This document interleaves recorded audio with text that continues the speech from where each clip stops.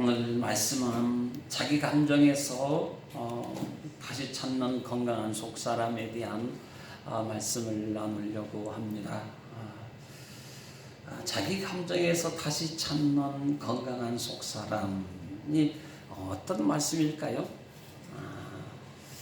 내 감정 속에 속사람이 있다. 내 감정 속에 잃어버린 그 어떤 속사람이 있지 않느냐 하는 것입니다. 오늘 이러한 감정과 속사람의 이러한 관계 속에서 우리 말씀을 들여다보면 사람의 몸의 구조를 생각하게 되어집니다. 사람의 몸이 어떻게 되었나요? 영과 혼과 몸으로 구성되어져 있다고 말을 합니다. 삼분설이라고 흔히 말을 하는데요. 이것을 모르는 사람이 어디 있겠어요? 나는 영혼이 있다. 나는 몸이 있습니다. 몸이 있는 건 다 알죠. 영혼이 있다고 하는 것 대화나 방문할 사람이 없을 것입니다.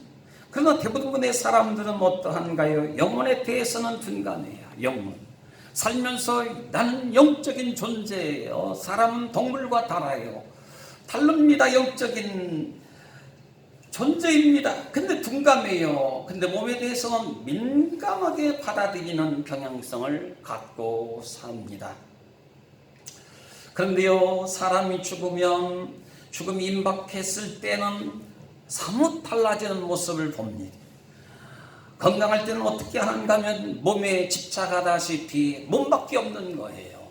영혼이 있음에도 불구하고 영혼에 대한 관심이 없고 몸이 최고 우선적 선 위에 놓고 살 때가 있습니다. 근데 죽음이 임박할 때 영혼에 대한 갈 곳을 생각하게 된다는 거예요. 내가 아니어도 다른 사람이어도 저희가 죽으면 어디에 갈까 이런 생각을 해요. 근데 나에 대해서 생각하자면 나는 얼마나 초긴장감을 가지고 살겠어요. 나는 죽으면 어디로 갈까? 여러분, 죽으면 어디로 갈 거라고 생각하십니까? 우리 죽으면 어디로 갈 거라고 생각해요? 나는 죽음이 눈앞에 왔을 때에 여러분, 내가 어디로 갈 것에 대한 어떤 불안과 긴장과 두려움이 혹시 없지 않나요? 사람들은 그래요. 갈 곳이 어디 갈지 잘 모르고 그저 노잣돈을 길에다 깔아주는 일들을 하는 경향이 있잖아요. 오늘 사노라 바빠서 몸 안에 내 영혼을 생각하지 않다가 죽음 앞에 서야 생각하더라는 거예요. 평상시는 잃어버리고 살아요. 정신없이 몸을 사리면서 몸을 사리지 않고 정신없이 살아가다가 마지막에 가서는 영혼을 생각해요. 그때 영혼이 있다고 하는 것을 그때 알게 되어집니다. 어떤 이가 그러더라고요. 몸은 성전이니 몸에도 헌금을 해야 된다. 맞나요? 듣는 순간요 아찔한 거부감이 생기더라고요. 야, 몸에도 어떻게 헌금을 하냐? 몸이 하나님이신가? 어찌 몸에 헌금을 한단 말인가? 이단 아닌가 하는 이런 생각에 잠겨 있다가 가만히 생각해 보니 그것도 일리가 있더라고요. 몸의 건강을 위해서 투자하고 관리하는 일이 맞는 말이더라고요. 그래서 고린도전서 6장 19절에 하신 말씀이 그러잖아요. 우리의 몸이라고 하는 것은 그냥 육체로만 사는 게 아니라 육체의 양식 먹고 그야말로 골고루 어떤 음식을 먹고 그렇게 살아가는 단순한 이 고기 덩어리의 인생이 아니고 몸은 하나님의 성령을 모시고 살아가는 하나님의 성전이기 때문에 우리의 몸을 돌봐야 되는 게 맞겠구나 하는 생각을 가졌습니다. 오늘대로 몸이 망가지면 어찌합니까? 해야 될 일을 할 수 없게 되잖아요. 하고 싶은 일이 참 많아요. 건강해요. 하게 되어집니다. 근데 몸이 망가지면 건강 잃으면 삶의 의미를 찾기에 인생의 낭패자로 일순간에 전락하고 말지 않느냐는 거거든요. 이거 언제 죽음이 찾아올지를 몰라요. 그러나 건강 지키겠다고 진정한 건강을 누가 주시는 거예요? 건강하면 일을 합니다. 일을 해야 됩니다. 근데 먹을 것을 구해야 됩니다. 건강해서 일을 하고 소득을 높이고 생산량을 높이고 능률 양상을 높이고 최대한으로 하나님이신 우리의 일터와 우리 시간과 삶을요 우리의 어떤 재능 주시고 능력 주시고 또 이 모든 것들을 최선을 다해서 충분하게 활용하고 마음껏 발휘할 수 있는 영향력 있는 지도자가 필요하다는 이야기예요. 그래서 그것 가지고 뭡니까? 가정의 행복도 지키고 신앙생활도 제대로 하고 그런 거 아니겠어요? 그런데 이 건강을 지키겠다고 진정한 건강을 찾기 하시는 하나님을 믿는 신앙생활을 등한히 할 수 없는 거룩성을 소홀히 할 수는 없다는 것 아니냐 하는 것입니다. 그러니까 내 건강 지키겠다고 신앙 뒷전으로 물러갈 수 없다는 거예요. 건강이 누가 주시는 거예요? 하나님이 주시잖아요. 하나님이 주시는데 하나님 앞에 나와야 하나님이 내가 원하는 건강이 있으면 건강 주시겠다는 거예요. 근데 이것을 건강 지키겠다고 건강 주시는 그 하나님을 놓쳐버린다고 한다면 이게 어찌 무엇으로 어떻게 이해하고 받아들여야 될지 모를 일이잖아요. 오늘 데비 샤피르라고 하는 교수님이 쓴 마음으로 몸을 고친다고 하는 책에 있습니다. 무슨 얘기하는 거예요? 모든 병은 우리의 나쁜 행동에 대한 벌이 아니라 몸의 균형이 깨져서 오는 신호이며 우리 몸의 균형을 찾아가기 위한 자연스러운 과정이라고 하는 것이라는 설명을 하고 있어요. 이 병이 무엇인가 하면 질병이 온다고 하는 것은 뭐냐면 균형 있는 삶을 살지 못했다는 결과를 암시해주고 있다는 거예요. 건강은 그야말로 오장육부의 균형을 복귀시키고 원점으로 돌려놓는 자기를 사랑하는 거예요. 건강한 사람, 자기를 사랑하는 사람, 자기를 인정해주는 데서부터 건강은 시작하게 되어 있다는 것입니다. 여러분 가만히 생각해 볼 필요가 있는 거 아니겠어요? 우리는 잘 살기 위해서 잘 열심히 살아가는 걸까요? 건강하기 위해서 잘 사는 것일까요? 절대적으로 하나님의 성전된 우리는요 그리스도인으로서 건강을 놓칠 수가 없다는 거예요. 그러니 건강하다 아니하다고 하는 것은 뭔가 하면 자기를 얼마나 사랑하느냐는 거예요. 내 몸 하나님을 모시고 살고 내 육체 건강을 통해서 하나님이 일을 하고 하나님 기뻐하신 일을 감당해내기 위해서는 건강해야 되는데 그렇지 않겠어요? 근데 건강을 놓쳐버리고 있다고 하는 것은 하나님을 향한 사랑의 표현을 다 우리가 드러낼 수 없는, 그리고 하나님의 사랑에 대한 우리가 헌신이 따라올 수 없는 문제점이 발생되는 거 아니겠습니까? 그러니까 우리는 하나님을 사랑해요, 우리 자신을 사랑해요. 이런 사람들은 건강을 위해서 힘써 나아갈 필요성이 있다는 겁니다. 말하자면 면역력이 필요하다는 거예요. 여러분, 하나님은요 우리의 속사람의 면역력을 키우는 데 있어서 어떤 방법을 사용하시는가 하면 고난의 채찍을 펴시기도 한다는 것입니다. 이스라엘 민족을 생각할 수가 있어요. 그 민족이 우상을 섬깁니다. 그래서 오히려 이방 민족에게 그 백성들을 넘겨서 그 백성들을 고치려고, 그리고 선면으로 다시 돌려놓기 위해서 이방인들의 칼이 넘기시는 방법을 쓰셨던 적이 한두 번이 아니라는 거예요.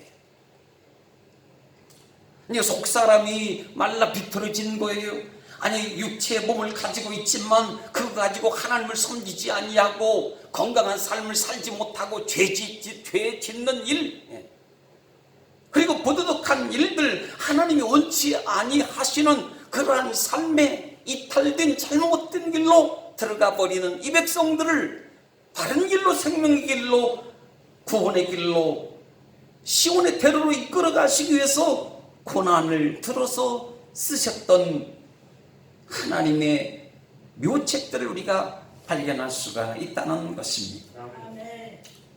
착한 사랑만으로는 통하지 않더라는 거예요. 계속해서 하나님 공급하셨습니다. 그 자신의 자구적인 어떤 힘으로는, 노력으로는 자기의 아픔, 건강의 문제 이걸 해결할 수가 없었습니다. 치료할 수도 없었습니다. 그래서 예수님이 오신 거잖아요. 예수님 오셔서 고쳐주셨는데 그럼에도 불구하고 거기에 따라와야 되었던 것은 뭐냐면 그 사랑만으로는 안 되니 정의가 다른 채찍을 들었더니 하나님을 찾더라는 것입니다. 그래서 십자가를 가리켜서 사랑과 공의가 함께 이루어진 것이라고 말을 합니다. 어느 속사람의 형태를 갖추고 속사람을 강건케 하기 위한 자기 감정을 다스리는 전환이 따라와야 한다는 것을 말씀해 주고 있습니다. 하나님이 계속해서 돌리는 거거든요. 육의 사람으로 나갈 때에 영의 사람으로 속사람의 강건함을 위해서 그 감정이 하나님께로 벗어나 있는 그 상태의 사람들을 주님께로 다시 끌어오고 다시 돌이켜 오게 하시고, 이러한 과정들을 계속해서 역사의 회용들이 속에서 돌리시고 다시 돌이켜 세워 나가셨던 것을 볼 수가 있다는 것입니다. 그러므로 우리가 한편으로 생각하자면 내가 광야 인생이 되어 있습니다. 내 놓쳐버린 아픔의 인생들이 참 많이 있습니다. 그렇다면 그 가운데서 우리가 찾아내야 될 게 무엇일까요? 거기에 바로 내 속사람을 한번 점검해 볼 필요가 있다는 거 아니겠어요? 몸이 아파요? 아니면 삶이 고달파요? 어려움이 있습니다. 피해를 많이 입고 사는 것 같아요. 관계가 좋지를 않아요. 속그림이 많아요. 이런 것들을 여지없이 다 점검하고 생각해 볼 때에 망가지는 내 모습 속에서 다시 들여다볼 것이 뭐냐면 바로 속사람의 문제가 오지 아니했느냐는 거예요. 아니, 지금 하나님이 나를 지금 진단하시고 하나님이 지금 나를 고치시기 위해서 나에게 지금 아픔도 주시고 나에게 고난도 주시고 하나님이 고난 속에서 나의 속사람을 치유하시기 위해서 강건케 하시기 위해서 하나님이 지금 내 아픔 속에 들어와 계시고 고난을 던져 놓으시고는 고난 속에서 나와 지금 함께 싸워주시고 계시는 거 아니냐 하는 겁니다. 고난 속에서도, 아픔 속에서도, 실패 속에서도, 어려움 속에서도, 고민 속에서도, 괴로운 번민 속에서도, 거기에서도 하나님을 발견하거나 하나님을 볼 수 없다고 한다면 우리의 속사람은 영영 다시 부활할 수 있는, 다시 회복할 수 있는 길이 따라올 수 없다는 것입니다. 그러면 거기에 영혼이, 영의 사람, 속사람, 육의 건강까지 다 망가질 수밖에 없는 것이죠. 그러니까 말하자면 속사람을, 영의 사람을 치료하고 강건케 하시기 위해서 하나님 무엇을 쓰시고 계시는가 하면 육이라고 하는 우리의 도구를, 육체를 하나님이 사용하신다는 것입니다. 그래서 속사람은 호에스 안드로포스라고 하는 말을 쓰는데, 이 말은 뭐냐면 하나님의 뜻을 살려는 도덕적 자아를 가리키는 의미를 담고 있어요. 아멘. 이게 속사람이라는 거예요. 도덕적 자아라. 그리고 하나님의 뜻이라. 아멘. 예수님은 그런 말씀을 하십니다. 자기를 부인하고 자기 십자가를 지고 나를 쫓으라 그랬습니다.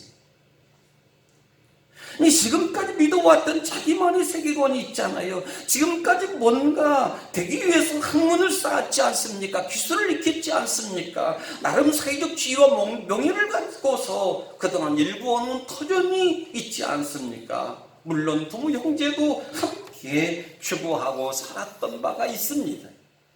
그런데 이 모든 것을 부인하고 자기 십자가를 지라는 거예요. 이게 웬 말이에요? 이 모든 것을 다 부인하라는 거예요. 예수 믿는 것은 뭐냐면 버리는 거예요. 버리는 거예요. 예수 믿는다고 하는 것은 뭘 얻기 위해서 달려드는 게 아니고, 예수 믿는 것은 내 것을 버려야만이 하나님의 것을 얻을 수 있다는 거예요. 겉사람, 세속적인 것, 부패된 것, 더러운 것, 나의 영혼을, 속사람을 부패시키고 또 하나님과의 관계가, 밀접한 관계가 끊어지고 또 나뉘고 이렇게 만드는 것들을 버려라. 아멘. 이것을 버리기 위해서 예수 믿는 거예요. 아멘. 그게 십자가잖아요. 십자가에게 갖다 버리는 거예요. 아멘.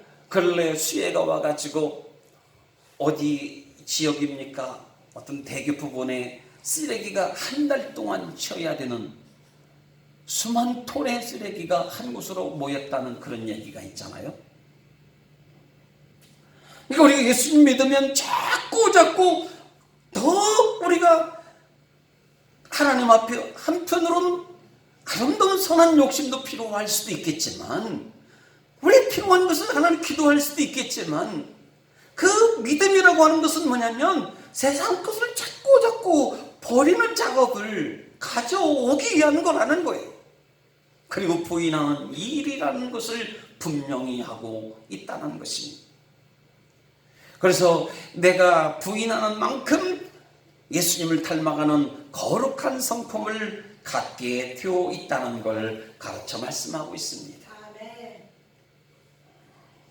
얼마만큼 비우는가, 얼마만큼 버리는가, 얼마만큼 부인하고 있는가, 얼마만큼 깨끗하게 청소하고 지워주는가, 이거에 따라서 내 속사람이 자꾸 맑아지고 거룩해지고 깊어지고 하나님의 관계가 아름다운 관계로 개선되어져 가게 된다는 말씀이죠.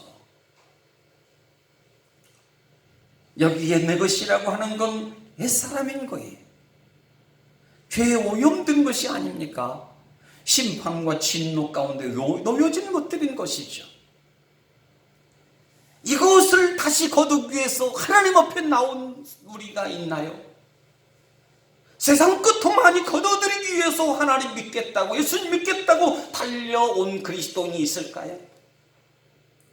세상 끝 놓기 위해서 이거 세상에서는 안 되니까, 아무리 노력해도 안 되는 부분이 있으니까 하나님만이 가능케 하시는 거예요. 그래서 우리 속사람을 깨끗하게 정화시키고 맑게 하고 강건케 하시기 위해서 주님이 우리를 선택하시고 불러내 주신 줄 믿습니다.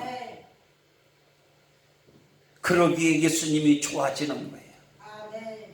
하나님의 몸을, 하나님의 것을 얻는데 자신을 부인하는, 그 세상 것로부터 벗어나기를 부인한 영성이 우리에게 따라와야 될 줄 믿습니다. 부인의 영성 말입니다. 오늘 자기를 부인하고요 십자가를 지라고 하는 것은 예수님을 받아들이라는 말씀이에요. 오늘 여기 본문 읽은 말씀 속에 오늘 뭐라고 하는가? 믿음으로 말미암아 그리스도께서 너희 마음에 계시게 하시고 그랬습니다. 우리 17절 한번 같이 읽어봅시다. 시작. 믿음으로 말미암아 그리스도께서 너희 마음에 계시게 하옵시고. 여기 계신다는 게 카토이케오라고 하는 말로, 카타라고 하는 가치와에서 살다 거주하다 머물다라고 하는 오이케오라고 하는 동사와의 유래에서 장착하다 거주하다는 뜻으로 표현되고 있다는 것입니다. 여러분, 우리가요 왜 예수님을 마음에 계시게 해야 하는가 하는 거거든요. 예수님이 내 마음속에 왜 머물게 해야 되는가 하는 것입니다. 아니, 예수님을 왜 믿어야 되는 거예요? 믿어야 되는 거예요. 왜 예수님 앞에 나와야 되는 거예요? 인간의 몸을 가리켜서 질그릇과 같다고 그렇잖아요. 심지어는 잠시 피었다가 시들고 많은 들의 꽃과 같다고 이야기를 하고, 새벽 안개 등에 피어나는 안개와 같다가도 순식간에 사라져버리는 것과 같은 것이 인생이라고 말을 하지 않습니까? 감정의 폭이 끝도 없이 다를 때가 있다는 이야기예요. 안개처럼 왔다가 사라지고, 아니 꽃처럼 피었다가 지고 피었다가 지고, 우리의 감정의 폭이 너무 많은 폭을 갖고 있다는 걸 가르쳐줍니다. 환경과 상황에 매우 민감하게 작용할 때가 있어요. 조금만 어려우면 감정이 틀어져요. 여러분, 감정의 중심, 자기 감정이라고 하는 것, 우리 인생을 잡아간다고 하는 것, 우리 신앙을 붙들고 간다고 하는 것, 삶의 중심 흐트러지지 않게 중심을 확보하고 살아간다고 하는 것, 이게 어디에 있을까? 이건 바로 자기 감정에 있는 거예요. 자기 감정에. 이 감정의 마음의 세계를 가리켜서 성서적인 관점에서 하는 말은 시온소라, 좌소라, 이런 말들을 쓰지 않습니까? 거룩하신 하나님이 머물 수 있는 그곳입니다. 우리 모든 생활의 정보를 담아놓는 그곳이기도 합니다. 이웃 간의 모든 소통과 관계를 열어가는 것도 감정의 마음의 자수 속에서 일어나는 분하고와 같은 것이 되는 것이죠. 이 감정을 잡지 못하면 몸을 잡을 수가 없어요. 속사람 영적인 사람도 잡을 수가 없어요. 감정이 흔들리면 모든 것이 다 흔들린다니까요. 근데 우리는 다른 곳에서 건강을 찾으려고 하고 다른 곳에서 우리 신앙을 찾으려고 하는 경향이 있다고 하는 거예요. 감정은 나 몰라라 해요. 감정은 나와 상관이 없는 것 같아요. 숨겨진 부분인 것 같아요. 드러나질 않아요. 보이질 않아요. 감정이라고 하는 것, 이게 도대체 무엇인지 감이 오질 않아요. 느낌 오질 않아요. 전혀 컨트롤하려고 생각을 하질 않아요. 관리하고 단속하고 또 감정 훈련, 마인드 컨트롤 하려고 하는 여지가 우리는 때로는 굉장히 드문 삶을 사는 경우가 있다는 거예요. 여러분, 감정 잡지 못하면요, 우리가 우리 삶을 송두리째 어느 때는 다 놓치고 잃어버릴 수 있다는 겁니다. 우리 한번 고백합시다. 신앙의 핵심은, 삶의 중심은, 인격의 핵심은 감정입니다. 감정이에요. 생각의 세계, 감정입니다. 이거 너무 가볍게 생각할 게 아니에요. 아니, 안개처럼 생각할 게 아니에요. 좋다고 해서 반짝 피어있는 꽃처럼 그렇게 받아들일 세계가 아니라는 거예요. 그야말로 프로이드가 말하는 이디의 세계, 본능의 세계, 생리적인 욕구의 세계, 안정의 욕구, 또 인간의 본질적인 수많은 기본적인 욕구들이 있지 않습니까? 이런 욕구로부터 시작해서 현실의 삶을 완성하고 이루어가며 또 앞으로의 미래의 삶을 도전하고 개척하고 성취하고 일어나가기 위해서 이 모든 것들이 다 무엇인가 하면 감정이라고 하는 그 공간 속에, 감정의 영역 속에 모든 것이 다 들어있다는 거 아니겠어요? 그런데 아침 저녁의 감정이 달라요. 아침 저녁의 감정이 달라요. 우울증과 조울증의 편차가 클 때가 있어요. 변덕이 죽을 탄다고 그랬잖아요. 오늘 예수 믿는 사람 죽 끓이면 되겠습니까? 하나님의 마음을 소유했는데 저녁은 그 어떤 핍박도, 하나님의 사도들은 어떤 지금 앞에서도, 초대교회 그리스도인들은 사자의 밥이 되어도 가타곰의 동굴 속에서 자기 시신이 썩어가는 그 마당 가운데 먹을 거 먹지 못하고 핍박 속에 숨어 살면서 예비하고 말이죠. 그 신앙이 지조막입니다. 사자굴에 던져지는 다니엘, 예루살렘을 위해서 기도하기를 멈추지 아니했던 그 신앙 말이죠. 요셉의 끈질긴 그 고난과의 사투, 결국에는 하나님과 동행하며 복 주시는 분은 하나님이십니다. 믿음의 감정이 복을 주시는 분은 하나님이시라고 하는 확고한 믿음의 신념이, 그 감정이 뚜렷하니까 그가 자기의 인생이 다 버려지고 쓸모 없어진 것처럼 주변 사람들은 생각하지만 그는 하나님이 높이 들어서 생명을 구원하는 자, 인류를 구원하는 사람으로 쓰임받는 거 아니겠습니까?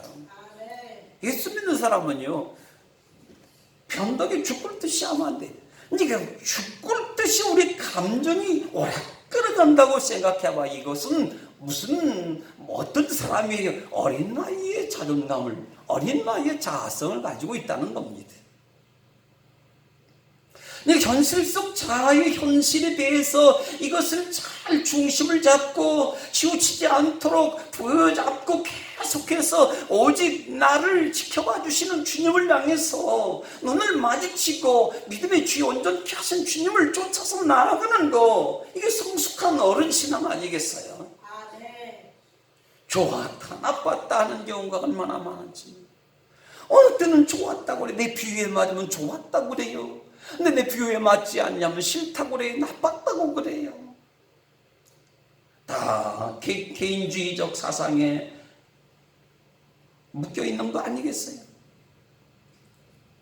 오늘 속사람이 감정이라고 하는 것은 그런 거거든요. 내 감정 중심이 아니고 누구 감정인 거예요?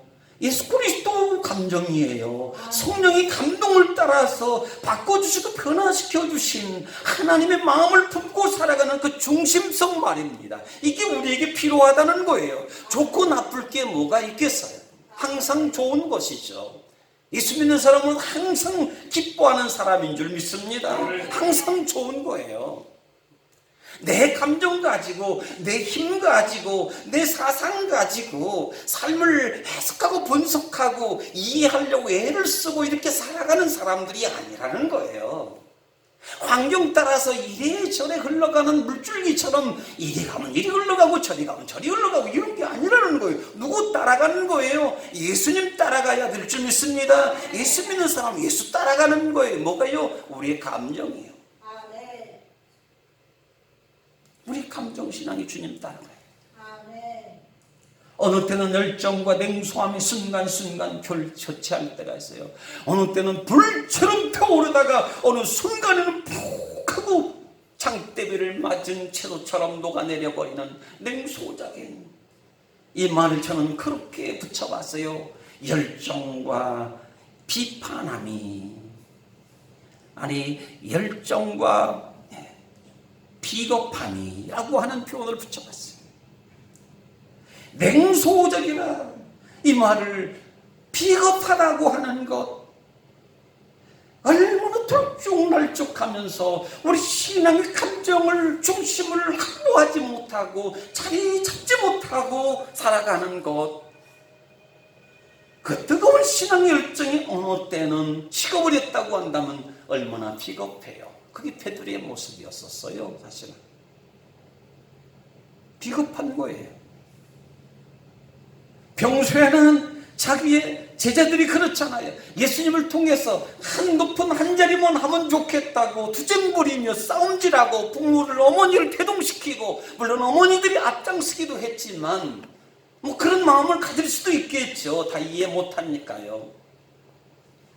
근데도 예수님이 그 고난 앞에서 논할 것 없이 그 뜨거웠던 열정 주님밖에 없습니다. 내가 주님을 사랑합니다. 나는 주님이 제자인 것을 확신하고 믿습니다. 주님께 철저하게 배우고 가르침을 받고 양육을 받겠습니다. 예수님처럼 능력의 사람이 되겠습니다. 별의별 생각을 다 가졌을 거 아니겠어요? 그렇게 뜨거웠던 사람들이 차가운 냉소적인 사람이 되어버렸다는 거 아니겠어요? 그러니 이거야말로 얼마나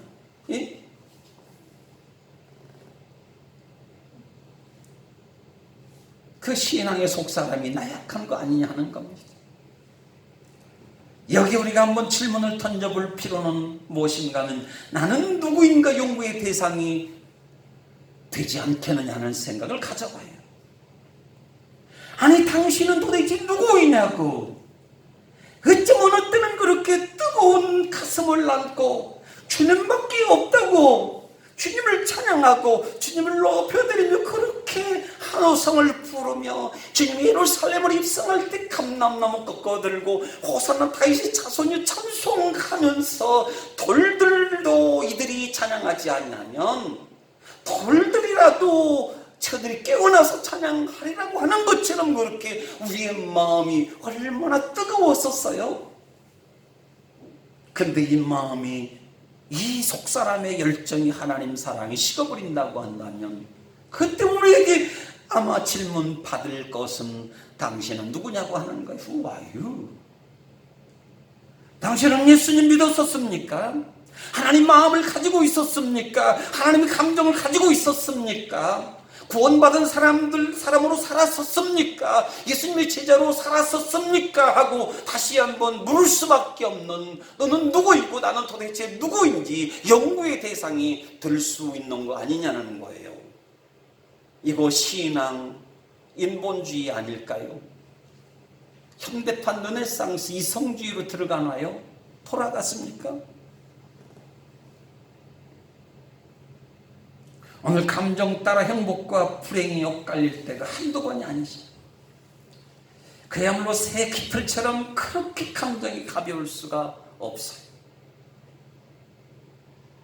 시편 이사야 64편 6절에 그런 말씀을 하세요. 함께 읽어보게요. 시작. 물론 우리는 다 부정한 자 같아서 우리의 의는 다 더러운 옷 같으며 우리는 다 잎사귀 같이 시든 모로 우리의 죄악이 바람같이 우리를 몰아가나이다.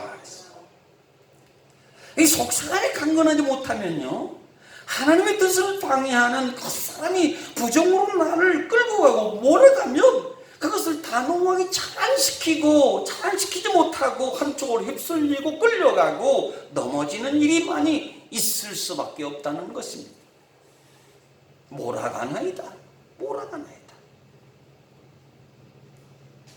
옳은 것이랄지라도 동의와 찬성을 한다면 확고한 지속성의 유지함이 필요하지 않겠느냐고 묻습니다. 그런 글이 있어요. 그 누구도 외딴 섬이 아니라 누군가의 죽음은 나를 작아지게 한다. 왜냐하면 나는 인류의 일부분이기 때문이다. 누구를 위해 종을 울리는지 궁금해하지 말라. 종은 그들을 위해 울린다. 저 종이 누구를 위해서 울리고 있지? 묻지 말라는 거예요. 그 울림의 종은 나를 위해서 울린다는 거예요. 종은 사람들이 자신의 생존만을 위해 사는 이기적인 삶을 뛰어넘는 그 이상의 것에 관심을 두도록 수백 년 동안 끊임없이 쉬지 않고 계속해서 울리고 있다라고 하는 것입니다. 오늘 본문에 근거하면 속사람을 깨우기 위해서 이 종은 그 예언자, 선지자, 수많은 순교자 핍박을 견디면서 신앙 일사가고의 신앙으로 지켜갔던 그들의 울리는 그 종소리들이 지금도 계속 수백 년, 수천 년 동안 울려왔는데, 바로 그 종소리의 울음이 뭔가 하면 그것은 바로 겉사람 이기적인 삶으로부터 하나님을 향한 속사람의 회복을 지금도 위하여 여전히 울리고 있다는 말씀입니다. 이 종소리 때문에 지금도 마찬가지로 폭정과 학대를 폭로합니다. 그래서 자유를 찾아주는 인류의 변천사의 페이지를 넘기게 한다는 말씀이에요. 근데 우리가 얼마나 소중한 사람인지 몰라요. 우리가 시대를 깨워주는 종소리인 거거든요. 우리 속사람의 감정이 살아있어야 된다는 것이, 세상의 중심이 어디 있겠어요? 교회의 중심이 어디 있겠어요? 물론 예수 그리스도이시죠. 그러나 예수님은 이미 천국에 가셨고 다시 오시는 때까지 이 땅을 누구에게 맡기셨는가? 교회에게 주님이 하셨던 그 사명을 맡겨주시고 이름하여 주시니 그 사명을 이어받아 바폰을 쥐어담 부여잡고 달려야 되는 그 사람이 누구인가? 바로 그리스도인 우리 성도라는 거예요. 그래서 우리는 끊임없이 속사람의 종을 울려